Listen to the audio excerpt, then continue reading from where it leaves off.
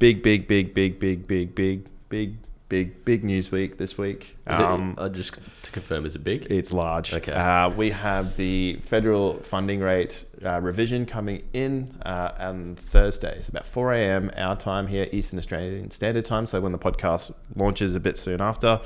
So what the hell does that mean? So a big part of the puzzle, obviously, we've seen markets go down for quite some time. There's a lot to it, but one of the key building blocks as to how we get the markets to move again is liquidity. So liquidity being market money available in the system, cash or credit.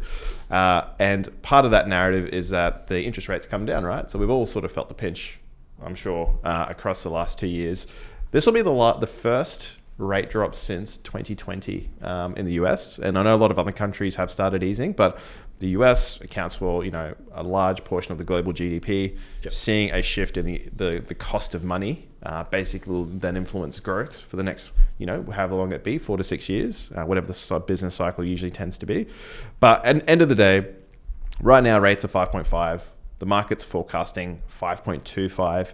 If you actually head over to some of the futures markets where people are speculating on what the rates will actually be by looking at things like bond yields, etc., they're actually penciling in more of a 0.5% drop. So the market right now could be actually accelerating its expectations of an interest rate drop. And we're seeing that in the stock market. It's, that's a smash into new all-time highs.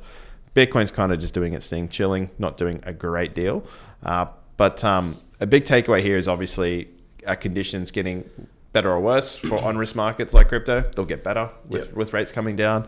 And if the Fed takes a stance of being more aggressive because they're worried about things like the growth market or the jobs market in the US falling a bit faster than what they want, I think they would step in and do the higher rate.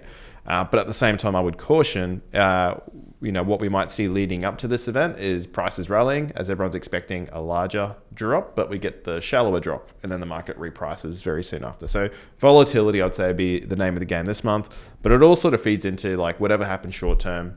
We've seen historically Q4 is when it really starts to matter. The dust settles, we start to see a trending environment for the market. So I would just caution right now that you could see the market just whip backwards and forwards uncontrollably.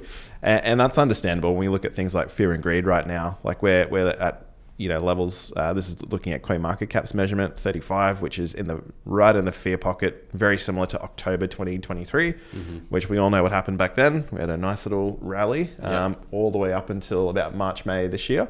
So all in all, sort of seems like everything's heading on track, but I would just caution short term.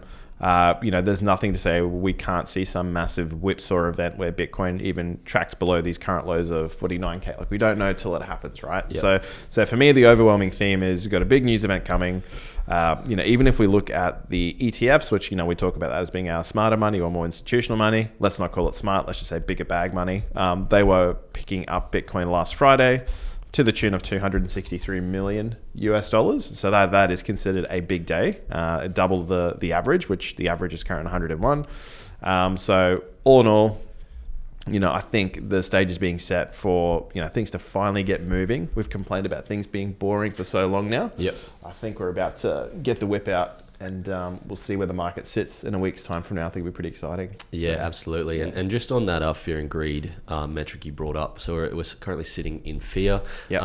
The legend Warren Buffett, obviously a bit of a crypto critic, but when it comes to trading, he's a legend.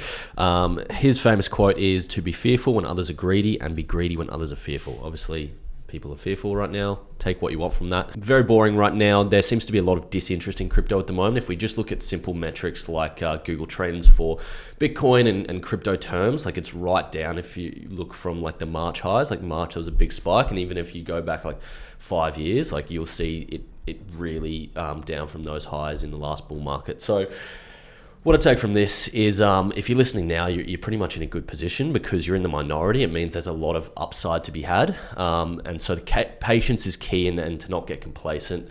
I often like to do the opposite of what I feel. So if I'm feeling like really greedy and really bullish, I like to kind of sit back and say, okay, should I actually be buying more crypto right now? And do the opposite when I'm not really interested in the market because there isn't much interest in the market. Like that's typically what your emotions will tell you. Just like, we'll sit back and we'll wait for it to do something. But these are actually times what I've learned from in the past is actually this is where you should be taking action. And historically that tends to, what is it? Bold futures. What is it? The what? I'm What trying are to you think doing? of the Matt Damon you're, quote. Nah, you're drunk. You're sick. Yeah, no, mate. Fortune favors Fortune the brave. favors the brave. Yeah, that's it. Yeah. Um, So what does that mean for you in a time like this right now? Like, what actions are you taking? Look, I just like to try and allocate a little bit more funds to my dollar cost averaging strategy. So like in a dollar cost averaging strategy, you're typically buying set amounts over set intervals.